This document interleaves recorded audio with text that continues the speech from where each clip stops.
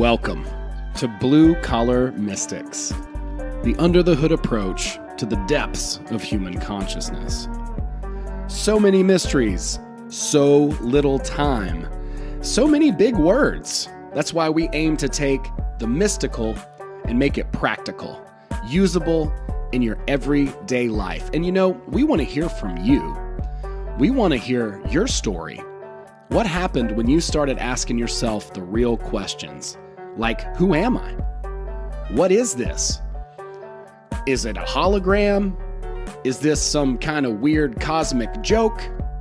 Hey, these are the questions that we are trying to get to the bottom of as we explore the final rabbit hole together here as Blue Collar Mystics.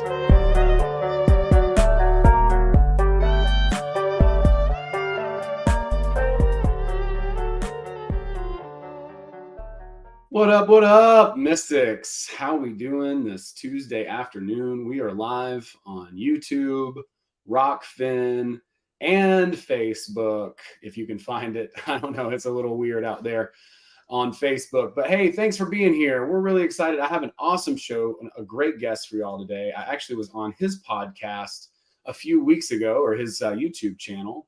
And we talked a lot about reality creation. We talked about Vadim Zeland's work, reality transurfing, and found that we just had a ton of interests that were shared. Talked a lot about Maxwell Maltz and so many great thinkers and leaders and self-help and self-development. I'm really happy to have him with us today. I think you're going to get a lot out of this show, and I definitely want you to check out his channel. It is linked down below this video in the description. So go ahead and subscribe to Alex's channel. Welcome everybody, Alex Kahn. Welcome, Alex. What's up? Thanks for having me on your little podcast here. That's cool how many platforms you're on, man. I need to get at least on a couple of those. Because right now I'm literally on YouTube, but I know a lot of people like Spotify, like everyone has their own preference, but yeah. Yeah. Some people are exclusively on 4chan, you know, it's it's wild out there, but you know, I mean, we try to reach people, really want to bring good news, and the kind of stuff that you talk about, the kind of things that you've shared are exactly on par with like what my audience is into. So one of the things that Alex has been doing a lot of lately is affirmations, but his background's in mindset, reality creation, and a lot of the sort of modern self-help techniques. You want to tell us a little bit about what got you started into this whole world of exploring yourself and self-development and all that kind of stuff? I'm curious to know. Yeah. Well, what initially got me into like law of attraction ideas, I guess, is when I was in high school. The long story short is that I had some things happened when I was young that were just like, I got pulled out of school. I moved states. I went through like deaths in the family, like one after another, to the point where it made me very like socially withdrawn. And so for a long time, it took me in middle school when I moved from California to Indiana. It took me a long time to kind of just get past that, get out of my shell. It was really just a rough time for me at that point in time. And so eventually what I did, I was like fed up with that whole situation. So there was 3 different guys in my high school that I wanted to become friends with. I was like, like I'm so tired of like, I had a friend group, right? But they would just kind of play video games. We would kind of just do our own thing. And I wanted to go out. I wanted to, go to the parties and talk to all the pretty girls that were at my school, the girls that I had a crush on, and basically just be extroverted and learn how to get out of my shell and stuff, and kind of just have more fun. You know, these guys that I admired and looked up to, they would like crack all these jokes, and they would always be doing cool stuff, creative things too. I'd always had that itch to like make videos and do stuff, and they were making like prank videos, and they were doing all this stuff that I was like, I want to do this. And so I wrote their names down in my journal, and within, I think that was my sophomore year that I wrote their names. It was three guys, and within a year from there, they were like my 3 best friends. And then one of the guys, actually, another one of them, he like around that time the movie The Secret came out, so he kind of put me onto that, and from there it's just like I just always became really curious. I was like, how did that even, that was my firsthand experience doing that. I think obviously we've all been using these techniques, whether we're aware of them or not. I was using them even before that, even before high school to a certain extent. But of course, our freedoms that we have when we're in like elementary school aren't as, we become more and more free to create more of the reality that we want as we grow out of that phase of childhood. So yeah, I mean, that was my first experience. From then on, it just kind of a lot of things. I lived in California. I got into, there's a festival out there called Lightning in a Bottle. Had a lot of just cool experiences over the course of my years and my time. Had a sales job, had a really phenomenal success. Before I even knew the term robotic affirming or anything, I used Napoleon Hill's technique in Think and Grow Rich to essentially just have a lot of success selling. It was door-to-door sales. And so I was like kind of recognized as like the #1 rookie in my region.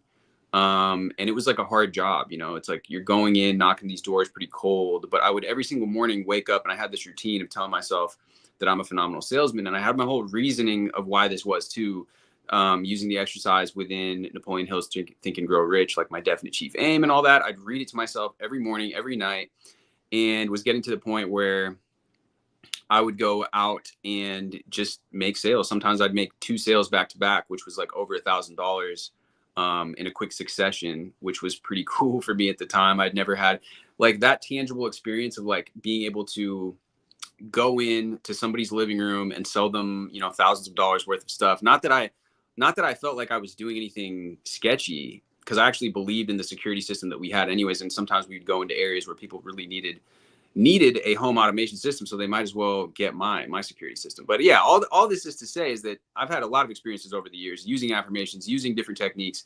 And so, but it all began with that story in high school. That's cool. And so what made you want to share this stuff and create a YouTube channel and start putting it out there? I mean, mainly just the fact that I'm very curious as well. And I'm always looking to kind of learn more. I'm looking to kind of share what's worked for me, but also like in a way, it became like therapeutic for me, because not a lot of people in my close life, like family members or whatever, are really into this type of thing.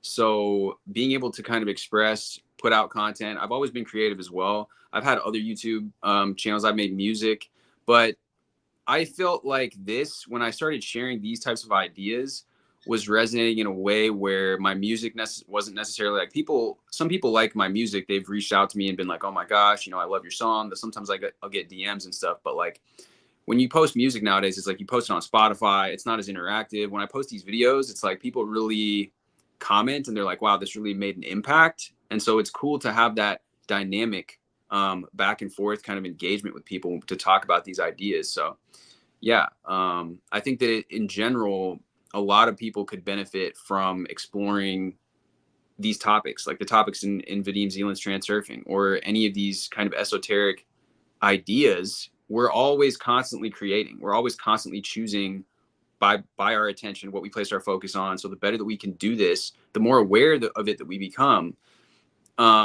the more that we'll do it not on autopilot, and we'll be able to consciously choose what we're creating. So I think it's probably one of the more valuable things we can do, like self-study, self-teaching. And that goes for all kinds of things. But, in my mind, it's like these topics, psychology, health, you start bringing all those topics together, and then you're really going to be able to create a life. You're going to have the energy, you're going to have the ability, you're going to have the understanding of human nature and your own psychology to actually make a big change and make a big impact in your life and those that you care about, those around you, the world, if you want. Yeah, absolutely, man. Yeah, I love that. So you've been doing a lot of work with affirmations. Can you tell me a little bit about that and how that, how that kind of got underway? Yeah.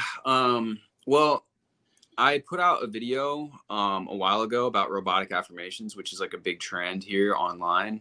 And that video did well. It's like my most viewed video to date on the channel. So for a while, I was just doing whatever videos came to mind, whatever I was interested in. But then I was like, you know what? Let me touch on this topic again, because obviously it was resonating with a lot of people. And so from then on, I've kind of been talking about it more. And a lot of people really enjoy like the success stories. There's certain people like public figures, whether it's Scott Adams, or even lately, I've even been diving more into kind of more mainstream celebrities like Ariana Grande, or like how these people, they don't necessarily call them robotic affirmations, but you can see how a lot of these people that are well known are using these ideas and these concepts to create what they want in their life, whether they call it that or not, or whether they're aware of it or not. I would say that anybody that's achieving any sort of success, outstanding success, any measurable success in life is using these ideas, whether they are like consciously aware of it or not. So interesting. And a lot of people really enjoy hearing those stories, and they also enjoy, hearing the techniques, like what is working for people. How did people actually do it? That's what I try to do, is I try to break down a lot of people online in the Reddit communities and things. They'll say, oh yeah, this worked for me. Sometimes people will actually give a step-by-step thing that also is like, okay, this was the bridge of events that led to this, and like the actions that they took as well. Because I think a lot of people see things in like black and white. Human nature is like, so that people like to do that. That's part of our, so people get very dogmatic. But when it comes to the mass manifesting community, a lot of people are like, oh yeah, you don't need to take any action. You just need to like live in the end, or live in the wish fulfilled. And to me, that's not the right approach. I also don't agree with like the super hustle culture, all action without putting out this intention either. So I'm trying to bridge the gap and have it be a sustainable way. And that's what I like about Vadim Zeland's teachings, is he's like, move your feet towards your goal, but also do all this intentional work that we're talking about. Also, be conscious where you're placing your attention. Also, be deliberate about, the way that you're showing up inside and outside, so that you're actually creating this in a holistic way, and not just trying to, go on one extreme or the other. I don't think that that's a sustainable approach. Yeah, it's you have to use, I think, a mixture of both, right? Like an athlete can't just lay on the couch and visualize winning the Super Bowl and then they're going to win the Super Bowl. It's just, that's not realistic in any way. And also, if you have a really bad attitude and you are, are kind of shitty and you're not positive, you go out and that's going to affect the way that you would play as well. So I think, yeah, for sure, both things have to happen. It's like, I think The Secret was kind of missing a lot of that. It was like a really big thing when it came out. I remember when it came out, I watched it with my cousin and I got really excited. I was like, oh, I'm going to get a check in the mail. Yeah. Well, I actually have had a couple of checks in the mail. And it's funny because as I was doing, for my book that I'm writing, which is all about affirmations, robotic affirming specifically, but Drake actually used that exact success story that is in The Secret, where it's like, oh, I had this picture of this house and it was like my screensaver or whatever. Drake did the exact same thing. He has like an entire story about how he had this house. It was like in Calabasas, I think, or one of the first houses that he got, that ended up being the exact house that he had on his desktop wallpaper. But the thing is with Drake, or if you study any of these people, they're also like hardworking. They're also really working at their craft every single day. And you could even go in as far as to Drake and say that, yeah, well, he also was at the right place at the right time. Like, I don't know exactly. Like, I remember that he got in touch with like Lil Wayne at one point, obviously, who was his mentor. But Drake, in all of his lyrics, and he's talked about this in interviews, that he's like, yeah, you speak things into existence. He used to go and drive by these houses and tell these girls that he was taking out, he's like, you want to go see where I'm going to live one day? It's like he would always have this at the forefront of his mind. And it's like, it's been a huge impact. And he said this in interviews in terms of his success. Now, it goes for anybody that's doing this. But again, when we look at the success stories, it's like they were working on this stuff too. Like Lady Gaga, or Ariana Grande, or Novak Djokovic, or Kobe Bryant, all these people, they talk about mindset. For Kobe Bryant, he was super big on meditation and mindfulness. His coach, Phil Jackson, got him into that.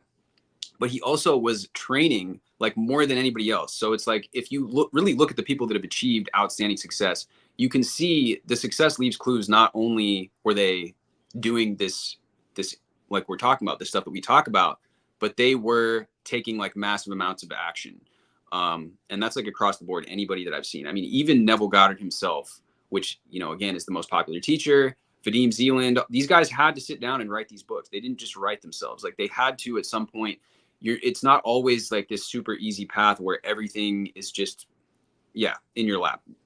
not to beat a dead horse, but that's one thing that I like about sharing the success stories of celebrities, public figures, is like you can actually see everything that they did if you study and look at the clues that they left behind, look at their interviews, see their work habits, see their level of discipline and the level of commitment that they had towards achieving what it is that they set out to do. Yeah. So what is so I don't even know this, so it's a good question for me to ask. But for like, so what is a robotic affirmation as opposed to anything else? Yeah. Affirmation. So, a lot of people, when they hear about affirmations, obviously they're just statements that you repeat to yourself. They're just intentions. But the robotic aspect comes into play when you are just doing it like repetitively. The Okay. person that initially came up with this was Emile Coué. And he actually, Napoleon Hill and Think and Grow Rich, Laws of Success, he brought up Emile Coué. Emile Coué called it autosuggestion. Okay. So Emile Coué was a hypnotist, and the purpose of doing it in this, robotic affirming is just another name for it. It's like a modern turn of phrase for the same concept of autosuggestion, but it's doing it so that when you do it in that robotic way, that automatic way, it begins to sink into the subconscious mind. A lot of the times, if we just tell ourselves, I am successful, or I am making $10,000 a month, or I have my perfect body, whatever it is, the subconscious will put up like resistance to that because it's like, oh, it doesn't necessarily agree with it. So one thing that can be helpful to do with the robotic thing is when you get it into a practice, when you get into a mode where you are either listening to a recorded affirmation that you found or that you created, or you're washing your dishes, or you're driving the car somewhere, or you're in the shower, one of these things where your mind is kind of occupied, but then you're able to just kind of repeat these statements. Like one of my favorite teachers, his name is John Kehoe. He talks about how one of the things that he had a student of his do was like, I'm filled with energy. I'm filled with energy. Or like, I'm so filled with energy, because she was feeling like she wasn't. And she has this story where she was repeating this like all day, all afternoon on a train ride back home, to the point where eventually she got home.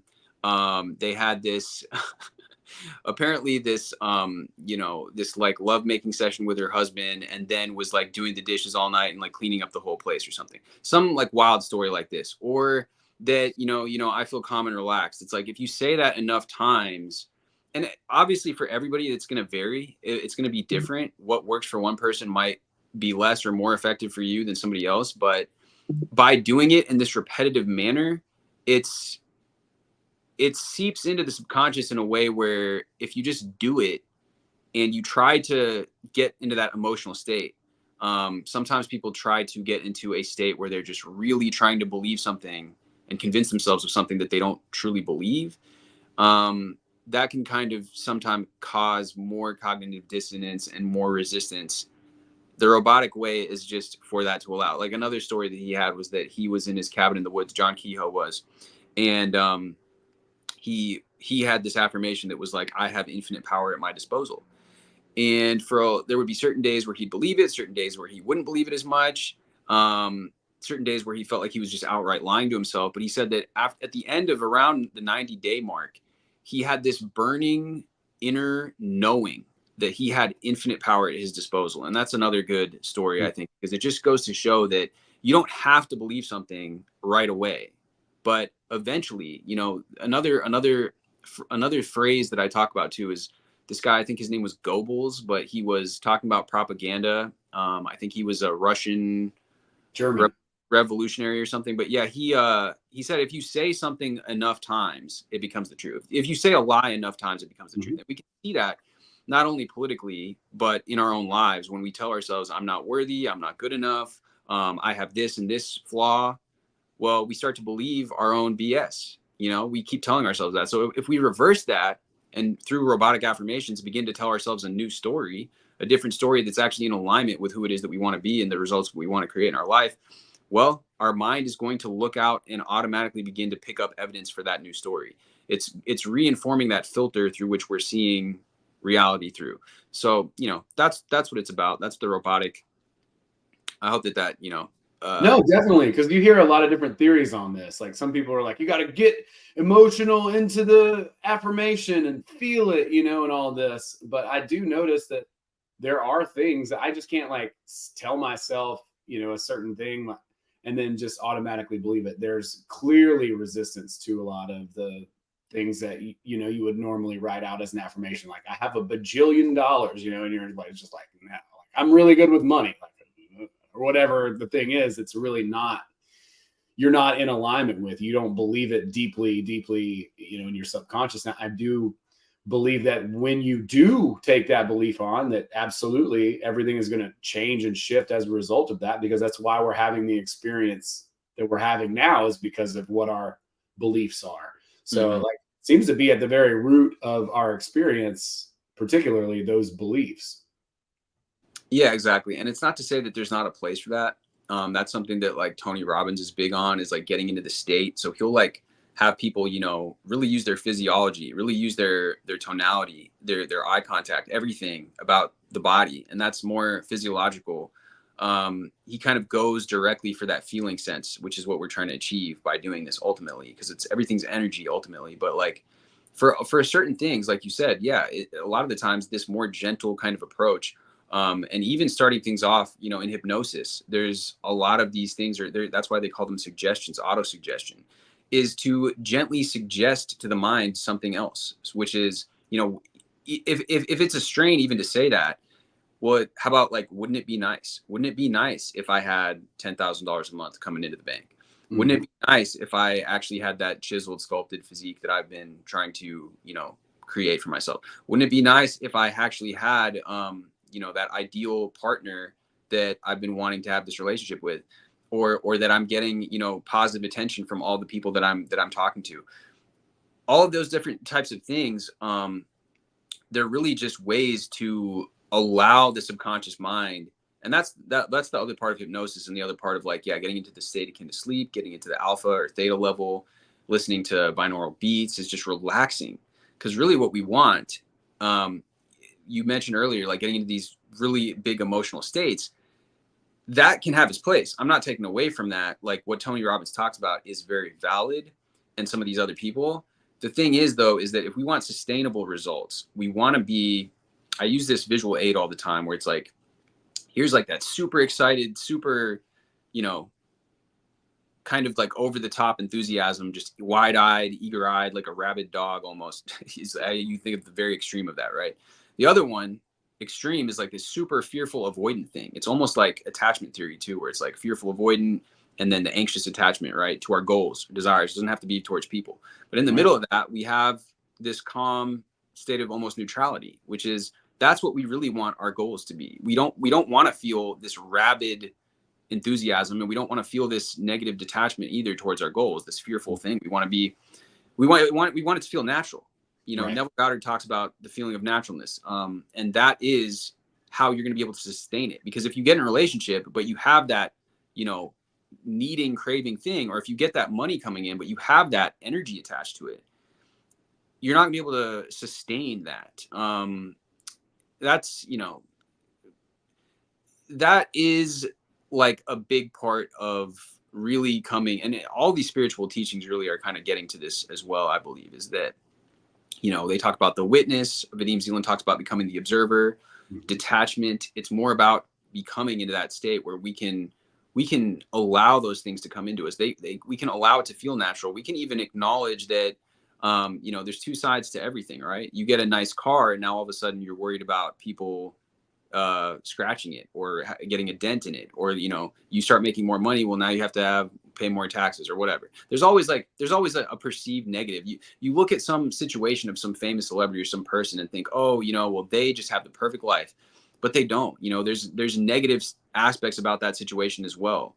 And so coming at things with this, by lowering the importance, like Vadim Zeland talks about, in that kind of practical way where you're using your rational thought to realize, look, like, I want this thing, but this kind of craving energy is not getting me anywhere closer to it. What I really need to do is, adopt this idea that, like, look, I'm going to have this thing in my life if I'm really open to it, but there's also going to be aspects about it that are still going to be challenging. There are also going to be aspects about it that aren't, sunshine and roses. it still doesn't mean that I don't want the thing. It means that I'm going to look at it with a more grounded, rational perspective and be open to this coming into my life in a way that's sustainable, that I'm going to consciously create for myself, not that I'm chasing this thing. You know, they say, like, what's that quote on TikTok? It's been going around. It's like, I don't chase, I attract. Oh yeah. But yeah. So. No, but that's really good. Like you get to the bottom of the barrel of transurfing, and it's really just like allowing yourself to have. Like that's the key to all this stuff. And I agree with you 100%. If you're like in this anxious attachment to the thing, you're in this like frenetic energy, and it's not helping you. Even if you did, like you said, even if you did get the thing, you wouldn't be able to keep it because you're just too, keyed up about it. And then you've got the other side of that picture where you're just like, the avoidant on the other side. But yeah, in the middle is like sort of an indifferent kind of state.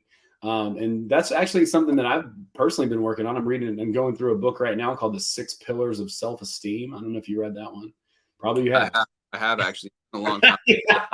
Yeah. One of my favorite things about you, dude, is like that we've read so many of the same books, but you have a lot of really different and unique insights and some stuff that is new to me. So I love learning from you. But that one's really good. Like the idea of reality transurfing is like, you need to allow yourself to have, which is like, it's self-worth, self-esteem, self-worth and self-esteem, not the same thing, right? Like self-worth is self-worth. Like you're a child of God. You're here. You have the whole kingdom is yours, and then self-esteem is something that we kind of build based on how we act and how we interact with ourselves, right? Like it's really about limiting our own internal conflict, being a little bit more in alignment and authentically, doing the things that we are truly interested in and the things that we believe in and value, and staying true to those things. So I think the affirmation part of that is really helpful. And specifically, like as I'm just learning about the robotic aspect of it, like just very slowly kind of just dripping like a drop, kind of going into that to slowly ease yourself and your subconscious mind into that, a willingness to have. That seems to be the trick. Like any insight into that as far as like allowing yourself to have, learning to allow yourself to have, and opening up that comfort zone a little bit in order to widen, what you're willing to think you deserve? Yeah. There's so many different things that come to mind when you talk about that. I think that one thing that's coming up for me right now is, first off, if you have toxic influences or people around you that are constantly belittling you or making, or not even you necessarily, but their viewpoints on life are not necessarily very positive. They have not growth mindsets. They're kind of the opposite. In all honesty, that's not helping. If you have influences around you that are saying that, things like money doesn't grow on trees and, just very limited types of ideas, and you're constantly getting those kinds of negative inputs, it's going to be very hard for you to continue to adopt this belief that, hey, I'm deserving of, whatever it is that you're looking to accomplish. I think getting around positive influences, even if it's just something as listening to a positive podcast, listening to some of your content or some of the other people that are talking about this stuff, and getting into a routine where you wake up. I think using the morning and the evenings, obviously everybody talks about this, is a great time to kind of reinstill what you want to believe in. You don't necessarily, I got in the habit of this recently with just weird things going on in the news, is like looking at that stuff too much. Like that's not helping. Right. And so it's about taking back our conscious control, being aware of what inputs we're taking in.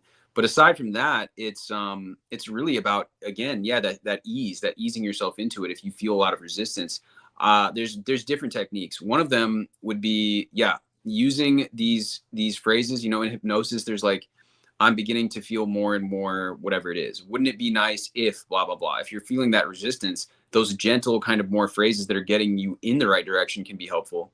But another thing, which is the opposite, which is funny because yeah, a lot of this stuff is very paradoxical, is more like this literally getting yourself into a state, looking at your eyes in the mirror and telling yourself, I deserve this. Like I am amazing. You know, like tell yourself, use conviction, create the affirmations that you want that are going to be in alignment with that new version of yourself. When I was doing sales, you know, I was telling myself every day, even though I hadn't been making sales yet, that I'm a phenomenal salesman, to the point where I began to believe it. And I began to carry myself around like I was. And it began to reflect in the different people's, you know, the different people that I would talk to throughout the day.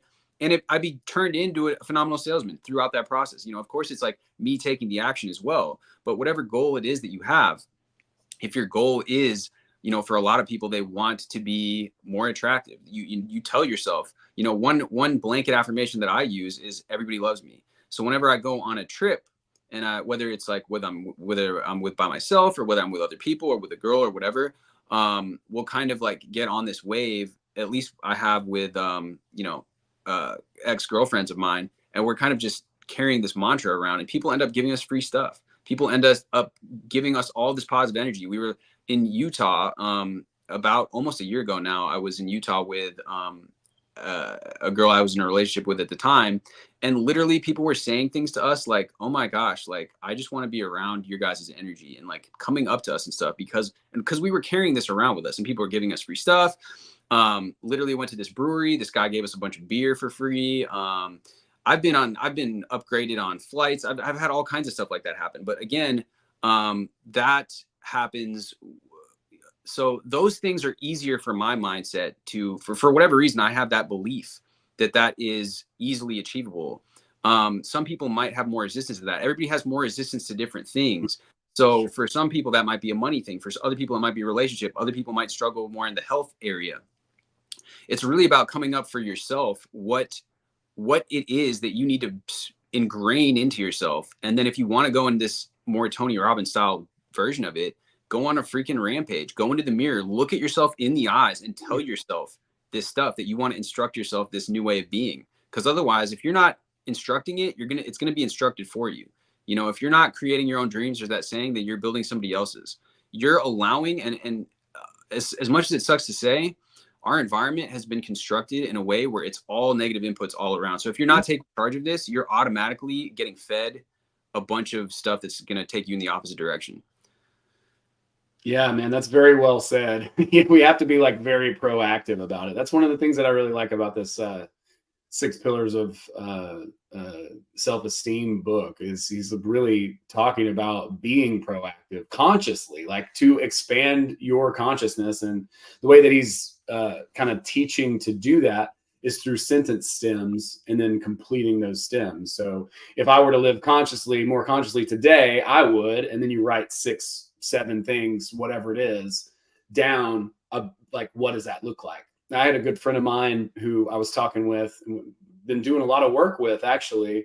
And he was telling me that one of the things that he's working on is not necessarily trying to feel better, but to feel more, like to just expand his awareness of the feelings. You know, it's like sometimes I think we resist whatever's happening emotionally in our bodies. It's like, I don't like this feeling. It feels not good, you know? And so I think we sometimes can hide from that and run away from it, as opposed to being like, okay, well, maybe I should like lean into this, ask some questions. Like, where is this coming from? What am I actually resisting through this, you know?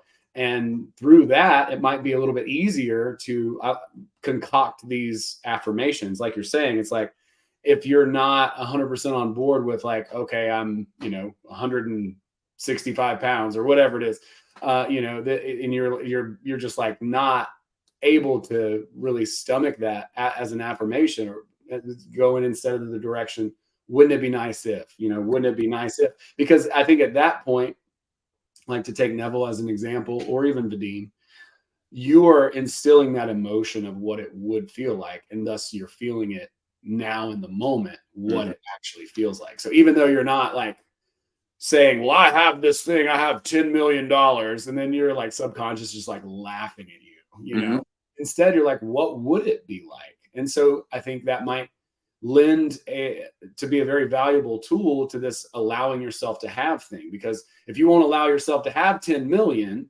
then you're not going to get it. If it doesn't feel like we talked about earlier, you were saying like, if you're not kind of indifferent towards it, right? Like it should feel natural and very comfortable for you.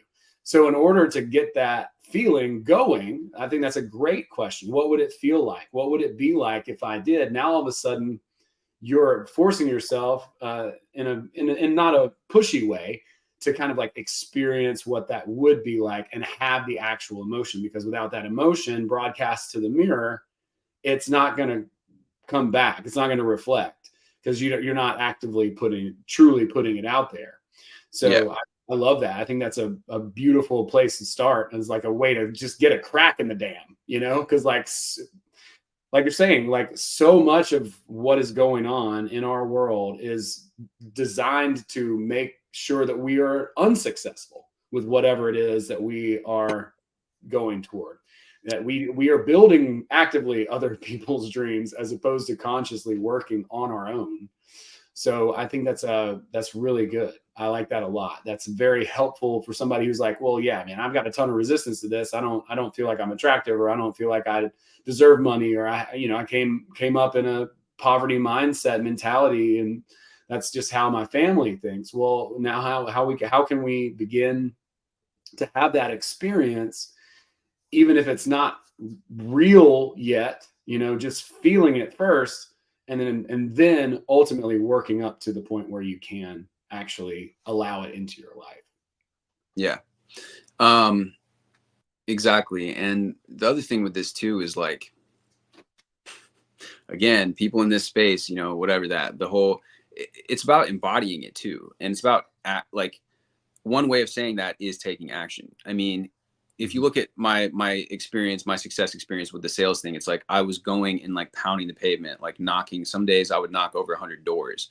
And even if you just come from the frame of reference that, okay, well, that's another way of me giving myself permission to have, because now my logical mind is satisfied that like, look, I've actually done my due diligence here. I've actually gone through the fire, so to speak, to actually earn this skill set.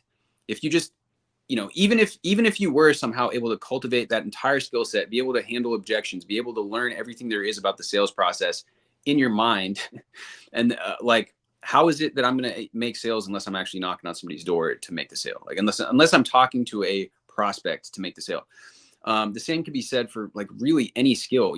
Me writing this book, it's like, well, if I want to have permission to earn money from digital products, I need to have this belief and knowing and really do and embody the thing, so that I've created a product. I've created a product that is now valuable, that people actually want to buy, that is going to be beneficial for them in their journey. And now if my goal is, let's say I want to make $1,000 a month passive income from selling digital products, or whatever the goal might be, $10,000 a month. It could even, there's a lot of people that are making hundreds of thousands of dollars a month making from digital products, right?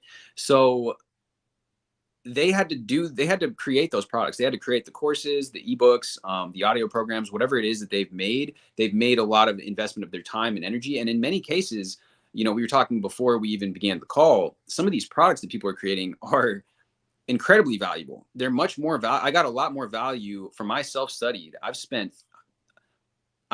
a lot of money on my education outside of, and I've learned so much more than I ever did going to college. Taking matters in my own hands and learning, things from different people. And so, at a certain point, the rubber has to meet the road. We are spiritual beings, but we're also physical beings. Ignoring the physical aspect of ourself while we're on this planet is not going to be helpful for you. The reason that we are here in these physical forms is to embrace like both of them, the physical and the spiritual, or the etheric, or whatever you want to call it. And so I think that's another problem that people have is, it's interesting to me in certain ways, like our planet has been overrun. People always say there's too much masculine energy on the planet. Maybe that's true, but I think a lot of people currently, as we speak right now, especially when it comes to these ideas and manifesting, are too much in their yin energy, too much in this feminine energy that is just kind of sitting around, kind of waiting, kind of trying to receive their desires without actually doing the thing, making it happen. and embodying it in truly in real life. And now it's like an echo chamber online where you have all these people saying, oh no, you don't need to do that. Well, I'd like to see, I welcome anybody. I would love to actually talk. I'd love to have somebody debate me and give me success stories, like really, really big success stories where they didn't take any action. I would love to interview somebody that did that, because I think that while I do think it's possible, I think the chances of that happening are so like, it's like, why wouldn't you want to take action anyways? Like, you're here on this planet, like in this body, like do you really want to just sit around on the couch like all the time? So I've talked to other big creators on the platform, like Naya. I've talked to Lucy. There's other people that come to mind. I'm kind of running a blank, but them in particular, they're big on this too. We've talked about it, and it's like, taking action is definitely a part of the process. Anybody that's actually achieving results takes action. So, well, not taking action is insane, and justifying it is a cope. It's just a massive cope. That's all it is. It's also an action in and of itself. You're like committed to not taking action instead of being committed to making the thing happen that you want to make. So yeah. Yeah, exactly. Well, it's like, when I started doing comedy, the last thing I wanted to do was go to open mics. I didn't want to be an open micer. That's not a fucking appealing thing to do. You know what I mean? But I dove to the bottom and I started driving to open mics where there's 6 other comedians who hate your guts, and you get to run your material in front of them, and they actively try not to laugh at you. But that's part of the process. You know what I'm saying? Like, if Dave Chappelle walked into that open mic, he would be able to snake charm all those people. He'd be making jokes about what's going on in the room. He would totally win that room over. Without those skills, you're never going to get to that level. It's just never going to happen. And the only way to get those skills is through taking action. You can, exactly. sit and focus and see the visualization and feel like you deserve it and all that. But I think, a lot of folks, they're bypassing, and they're saying, oh, well, maybe they'll justify it too and say, well, oh, well, I don't really, it's not going to be fulfilling, or, whatever reason they could come up with that they haven't accomplished their goal. But 99 times out of 100, if they're in this world, this realm of manifestation, it is often because they're not taking action and they're scared. Like, I remember I was out with some people, we were like reality transurfing people all, together. And I'm like, well, let's go out in the field and test some of this stuff. And they were like, no, let's just hang out, at the Airbnb. And I'm like, okay, I mean, that's fine. Like, are you afraid that it's not going to work? Is that what the problem is? Because, I mean, if you try something and it doesn't work one time, does that mean it's never going to work? Or, you know what I'm saying? It takes people 10 years to learn to play tennis, bro. You know what I'm saying? Like, how long do you think it's going to take you to learn how to manifest something? You know what I mean? Like, it's not like you're going to get it right necessarily on your first try. If you do, great. We're talking about, like, doesn't mean it's not possible. Sure, it's possible, but that doesn't justify not taking action, not doing the thing. And just to say it's possible doesn't mean it's certain. Because, like, if I want a formula that definitely wins. I want certainty. I don't even want, like, because transurfing is like, confidence is a joke.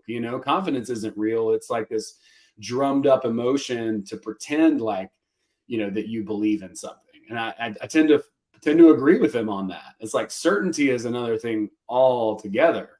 And so if we're whereas indifferent, you can liken it to that scale again. It's like that puffed up kind of like thing, but the certainty is like in the middle, because the certainty, the person that knows, you'll see this with dudes a lot, is like, they'll be like really freaking loud and like taking up the most space they can to like project that air of confidence that you're talking about, that overconfidence, because they think that that's going to make them look certain. But it actually kind of does the opposite, at least to the aware person, to the person that's, really, really, like, I mean, of course there's a place for everything. And, at certain points, being loud and taking up space is maybe actually the thing that is necessary, but it's not necessarily all the time. And you see people that do this in this way where it's just like, it's such a facade for the opposite feeling of like insecurity, And so, yeah, exactly. There was another point that you were going to make, or that you made, but yeah, no, I have a lot of respect for people that actually go out and do the thing. The comedy thing is interesting too, because that is Jim Carrey's success story. I mean, he used the Napoleon Hill Think and Grow Rich thing, wrote it down in his wallet, was going to these comedy clubs and completely flopping. And his girlfriend at the time was like totally, and this is why it's important about the people you keep around you, just was ragging on him, like didn't believe in him at all. Had like this terrible relationship. From my understanding, he eventually, you know, got out of that relationship or whatever. But, you know, eventually through going through those failures, through going through, like you said, and that's what Maxwell Maltz talks about, your success mechanism gets reoriented then. So it's like you course correct along the way. And so then he wrote down, he was like, I have gotten paid, literally Napoleon Hill's exercise, $10 million for acting services rendered. And then he got offered $10 million for The Mask, right? But that was after him going through, taking massive, massive action, doing the inner work as well, that he was able to get that. And now he's been one of the most outspoken people about all of these types of ideas manifesting. He used to drive up to Mulholland Drive and tell himself, he had affirmations as well. He would go out with his arms wide open and imagine himself being, he said, I'm one of the most popular actors in Hollywood. Everybody wants to work with me, like all these things, right? And the trap people get into is they hear these stories, but they just want to take that part of it. It's like they don't want to acknowledge like the other aspect of it. And then on the flip side of that, you've got in the self-help community people that are just hustle culture, and they're not really talking about the mindset stuff as much. So it's like we really need to bridge it really, again, that polarity thing. It's got to be both, you know?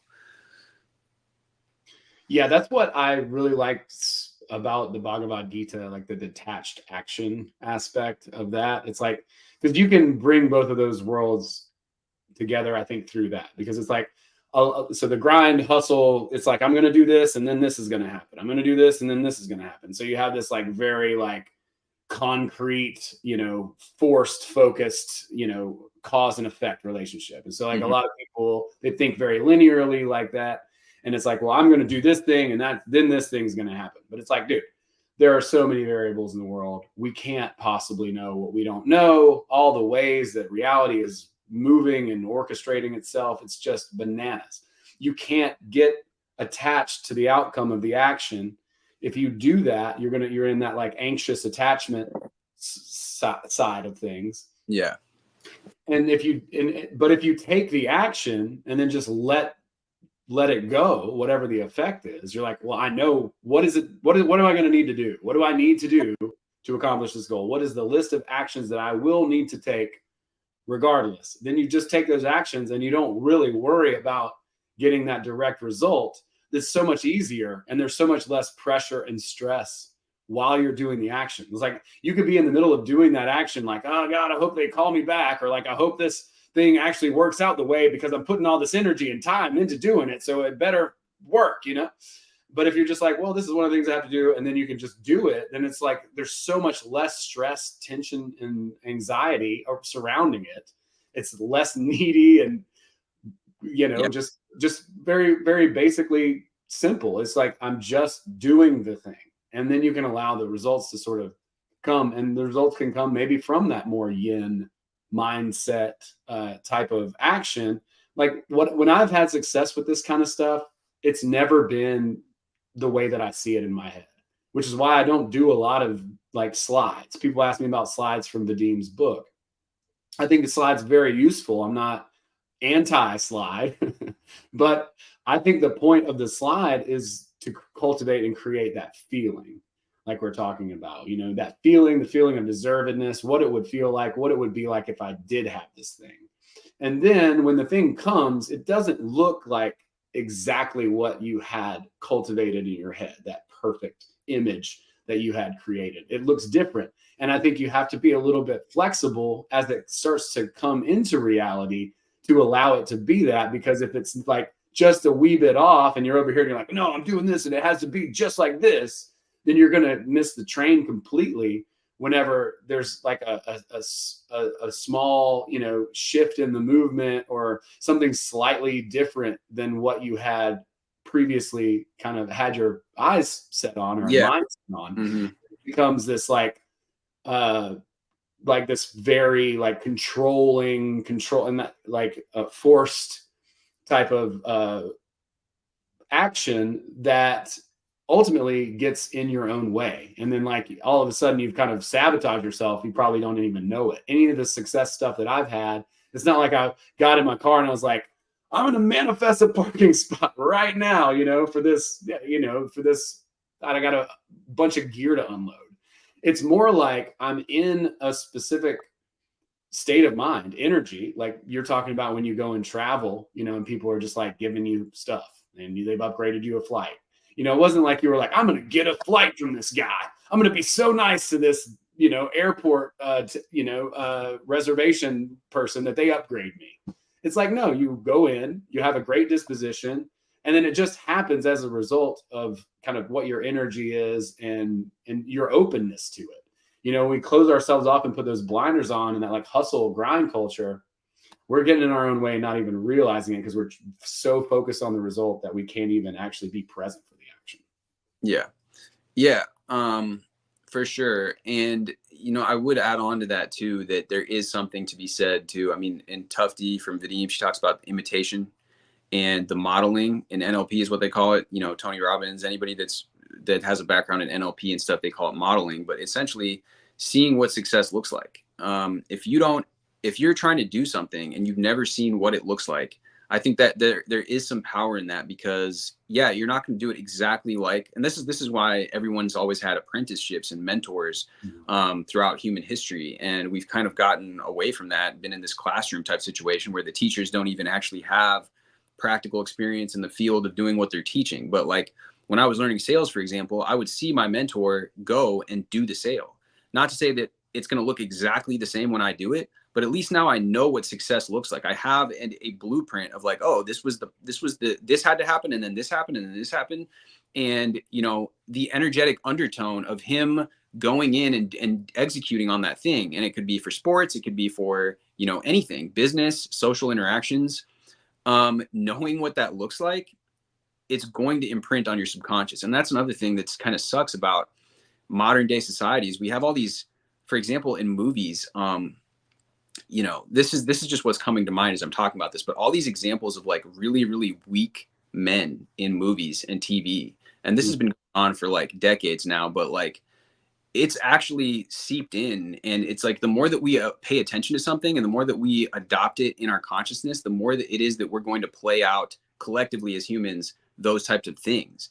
And that's actually been a huge disservice to everybody, because families and homes where there's no respect for a father in the home, or there he's not doesn't have a backbone or whatever, is going to create dissonance. It's going to create it's a terrible environment for children to grow up in. It's one of the most amazing things that they can have when they look up to their father and they have somebody that they admire and that they can see as a man of his word and is strong, and providing that example, whether it's a daughter or a son to look up to, is incredibly important in families. But not to get off on a different tangent, it's just like anything that we're absorbing with our consciousness will unconsciously start to model that behavior. And so like, with the media that you're taking in, if you want to learn a particular skill, if you're not able to get around somebody in person, it can be even helpful to, like we talked before, take your own education into your own hands, buy products from people that you trust, or listen to an audiobook or listen to a podcast or somebody's content that actually is in alignment with, that skill set or that version of yourself that you're looking to cultivate. But the modeling thing is really, really powerful, because when you're able to, let's say for public speaking, literally anything, it's like you watch somebody that's good at public speaking. It's like, even though you're not going to be exactly the same and have the exact same style, or somebody that's good at tennis, you mentioned tennis earlier, I might not have the same form as like watching Novak Djokovic, but at least now, like, I know what it looks like to hit a good forehand. Like at a certain level, you have to know what success looks like so that you can do it. Otherwise, you're going to be reinventing the wheel and doing all this extra stuff that you don't need to do. So that's an important thing too, that I think that we've lost, is like that mentor to mentee relationship that would always be, all these great thinkers too, like Plato and all these people, they'd study directly underneath somebody to learn these things and then expand upon them. So yeah, modeling. Napoleon Hill talks about it in Outwitting the Devil as the law of environment. And it's one of the 7 principles. And then Carlos Castaneda calls it stalking, of all things. Not an appealing sounding word, but the idea is that you act as. Yeah, act as if. Yeah, exactly. Just like that. And we don't have this traditional sort of mentor mentee apprenticeship type of thing in our culture anymore. It has become very much academic in a classroom and that type of thing. However, I will say this, the positive thing is you can get pretty much anybody on the phone at this point if you have the means and the ability, and you can find mentors. Like I just signed up for a new mentorship I'm super thrilled about, or a menteeship. I guess I'm going to be the mentee is what I mean, because it's like, it's tough. It is really hard to find good mentors, and on the one hand, right, like they don't just come out of the woodwork. But at the same time, if you start to look for them, the fortunate thing about YouTube University and just the modern day society that we live in, it's like if you are seeking someone out, you can often find them. But then again, I will say this too, like some of the funnels and just hoops you got to jump through, like sometimes it's almost just as frustrating. You know, if you like sign up for somebody's course or something. Some that I've done that were amazing and I was so happy. Others I wasn't as happy. You know, I took something from everything, but you know, it's sometimes I think there's a little bit of trial and error there too, as far as the mentor apprenticeship relationship goes too. You got to see what works and, you know, who fits you. But the biggest part of that, I think, is actually seeing the thing, like you were saying, talking about the forehand, talking about, you know, seeing someone actually murder in a comedy club. You know, it's like, wow, that's doable. And not only is it doable, but it's like doable in different ways. You know, Jim Carrey has his way of doing it, you know, like that's an important point I made too, is just like that it's within your reality now, because now you've actually seen somebody do it. You even now you're able to give yourself that permission that you're talking about, because you're like, this is possible. I just saw this person do this, so now I can do it. Yeah, exactly. So that's a huge aspect of it, man. We have these mental, you know, whatever that is. They've done that experiment with they put the glass over the flies, and it's like they take it off, but the flies won't jump out. Oh yeah, yeah. You know what I mean? Circuses where they would put the jar on the fleas and they like, we can jump this high, but then when they put it in the glass, like it only jumps this high. Exactly. And then when they take the glass away, it still only jumps that high. Yeah. Yeah, and we do the same thing, like, because we if we don't know it's possible, we've created an inner limitation, especially when we've grown up hearing all these things and being indoctrinated with these ideas that, a lot of limiting ideas. So, yeah. Yeah, I mean, that's part of that's the biggest, I think, part of the problem, you know, and in the Matrix, whenever he's sitting there, he's like, "You're a slave, Neo." You know, it's like, it's all mental. It begins in the mind. Everything is first mental construct before anything else. So that's where we have to really start if we want to begin to uproot some of these beliefs. But yeah, man, I love what you're doing. I think it's awesome. Talk a little bit about, you know, putting your book together and the actions that you're taking. I'm curious to hear a little bit about what you're cooking up. Yeah. As far as the book, it's mainly lately just been me going out, doing research. But yeah, then just sitting down at the computer and just like really just like sitting down for a session, allowing the stuff to kind of just come through, because you know, you'll get into different mindsets, right? Sometimes you're uninspired, sometimes you are inspired, but I usually, once I get the momentum going, sometimes, you know, and Vadim Zeland talks too about the muse, right? Sometimes you have to set to the table or whatever for the muse to come and sit down with you. So what I'll do is I'll start going, kind of like similar process to my YouTube videos. Sometimes I'll just do a reading of a Reddit post, share that post, then share like my ideas about it, what I think is helpful, maybe what wasn't as helpful, or how I interpret it in my breakdown. And then once I have that momentum, then it's like I get more ideas for other videos, and then I start recording more original videos too. So it's kind of the same process with the book. It's like I began, like I mentioned, reading into success stories from these celebrities, Jim Carrey, Scott Adams was another one. He's got a whole technique that he uses for affirmations. He's the creator of the Dilbert comic strip, but he's also had tons of other successes in his life. And he's another example of just taking action, because it's like he went out, submitted Dilbert to all these different comic companies, I guess, or cartoonist companies at the time, Kind of gave up on it. Kind of thought, yeah, I haven't heard it back from anyone. Randomly got a call one day from some company he had never even heard of that was like happened to be bigger than any of the other ones. They were like the ones that did Peanuts and like all these major cartoons at the time, and were like, hey, we want to offer you a deal, right? And so that opportunity wouldn't have happened if he wasn't doing and taking the action. But yeah, as far as the book, that my book right now, I'm getting into the part where I'm talking about like actionable techniques. So I'm breaking down like all the best techniques, which is going to require more research for me to do. Because we've got tons and tons of people that have talked about this over the years, and so I'm really trying to distill the information in the most succinct and actionable way so that people can go through it, pick out which technique they want to use, go and kind of implement that process. Obviously you can tweak it as well, whatever technique you want to use, but I'm at that point in the book right now where it's requiring just some more research, and so hopefully the book will be available within the next month or so. But I want to just do it justice to this topic and really cover the topic from all angles that I can, while still keeping it, not too lengthy and not too overwhelming, but just being really solid reference thing that people can use if they at any point are like, yeah, I don't know if these are working. The first part of the book is all about the science of it, like the neuroscience, quantum physics, like the psychology. Then you've got, how to implement them in your daily routine, the success stories from different celebrities, public figures. So your logical mind has all that it needs in order to know, okay, yeah, this works. It's worked not only for all these people, right, but it's worked throughout the course of time, and for all these different reasons, right, that it works scientifically. Now it's time for me to implement the techniques, which is the part of the book, like I said, that I'm working on. So once that's done and everything, yeah, it'll be, I'm excited to release it. And I think that it'll be a really valuable reference for people that are looking to, really kind of dial in that practice for themselves. So yeah. Dope, dude. Yeah, I'm excited for you, man. That's really, really cool.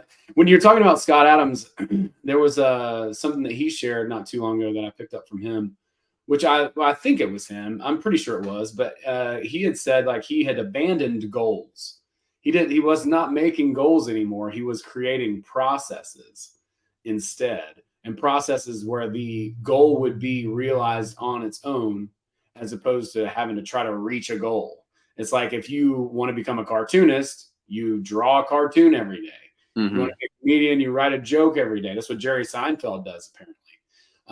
If you want to, learn to run a marathon, and then you go and run every day. Like, what is the process that is going to naturally lead you to that goal, no matter what? And then if you couple that with the mindset stuff, a lot of what we're talking about, affirmations, visualization, feeling as if, acting as if, now you're putting yourself in a position to get there even more quickly and with a lot less resistance. So, and I love that. And I think those affirmations are a big part of those processes, right? Like where you're consistently breaking down the wall and the resistance to it. That's awesome. Yeah. And that's a great point that you're making too. I've also, people refer to that as like process-based thinking and systems-based thinking too. That's something that this guy, Sam Ovens, talks about a lot too. He's also another person I did a little breakdown the other day about his process with the affirmations and stuff. But yeah, James Clear from Atomic Habits, he talks about that as well. And it is really important to I'm glad that you brought that up, because that is a really good way to begin to, I think, take this detached action that we talked about earlier. What is this process-oriented thinking? What is my routine going to be? No matter what, I'm going to show up and, show up and in the way that is, in alignment with this goal being achieved. What is my process? What is my system? Because when you put a system together, now it's going to be working on its own. You don't have to use your willpower so much, and you're hopefully going to be able to come at it with that more detached approach. I think if everybody was able to take detached action and really implement a process or a system, like you're saying, that would solve like 99% of people's problems when it comes to manifesting what they want. Because it really goes into, the stuff that Vadim talks about as well. It's like, how do I move my feet towards the goal while lowering that importance, while just doing the thing, while just being that version of myself, and that is the way that people, when you go back and study the success stories of any of these people we're talking about, that is a common thread that you see throughout all of them. Not a single person in this thing that I'm talking about was, going, was like just sitting around and wishing for something to happen. Or on the flip side of that was just like hustle, but they like were super attached to it. It's like they were able to cultivate both that kind of masculine and feminine energy and dial both of them up. So they were in this receiving energy, but also taking a shitload of action and doing it in a detached manner, because that is, again, when we're in those heightened emotional states, flip-flopping back around too, that's when we get reactive. So something starts not going the way that we thought it should, and then we react, and then we cause ourselves to lose the momentum that we had. It's just like, it's just, yeah. So great point to bring up right there. And yeah, I mean, there's just so much out there that people can look and look at, and that will be helpful to people. There's another book that I've been getting into too, called The 12-Week Year.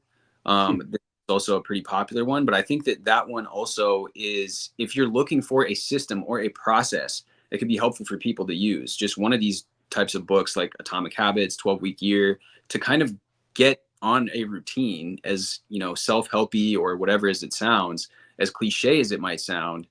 That's going to get you so that, okay, now I know what my process is. I know what my system is. And now when I'm able to just do this, I can just do this and know that it is done, in the words of like Neville or spiritual teachers. It's like, I've committed to the process, and that's all I need to do. I don't need to stew about it and think about everything what's going wrong and how I don't deserve it, or how I do deserve it, or how I'm better than everyone, or how I'm worse than everyone. It's just, I'm just going to do the thing, and then allow the universe to work its magic while I keep my thoughts, my feet moving towards my goal. Man, that's so good. I needed to hear that. I mean, it's easy. It's easy to get, you know, stuck on and attached to an outcome, what it is you think that you want. But it's like, yeah, just being able to relax and, you know, have that, have that process kind of fulfill itself, you know, and taking action alone, it reduces importance, you know. And so just putting that back to that, one foot in front of the other. I'm going to check that 12-Week Year book out, dude. That's super cool. Yeah. Well, the last point that I'll make about that too is just that in itself gives you that relaxation, because you're like, I've done all that I know that I can. The day is done, but I did what I could. So you're not going to question yourself and be like, oh, like, well, I could have done more. I should have done this. It's just that all goes out the window, because now you've committed to that process that you're talking about. And you're just like, okay, well, I showed up in the best way that I know how. And so hopefully, that'll make an impact for everything. But yeah, man, great talking and going over all this stuff. And it's a reminder to myself too, you know, it's like, that's one reason that we talk about this stuff. For me in particular, it's like, if I don't make videos about this stuff and talk about it, it's like, there was a point where it was like, a month ago or so, that I like lost internet and I wasn't making videos or talking about these ideas or going over this stuff. And I could feel like a drop in my, kind of like awareness, or kind of like, you know, start dwelling in some more negative thoughts. Like I said, was looking at the news too much, stuff like that, because it's like, we're so forgetful as human beings that we just like, we know this stuff, but then it's like we forget it, you know. And it's about constantly reminding ourselves, like the snails that we are. Yeah, it's so true, man. Every time I read Transferring, I'm like, oh my God, I forgot. How did I have forgotten? It's like, I need to read it more than once a year, you know, like any of these things. Yeah, it's really easy. And then, you know, just the environment itself, it's like drawing us toward, you know, a lot of negativity, a lot of what we don't want. But dude, yeah, that's fantastic, man. I appreciate you being here and sharing with us. Let everybody know where they can find you, what you got going on. Yeah, I mean, basically just the channel.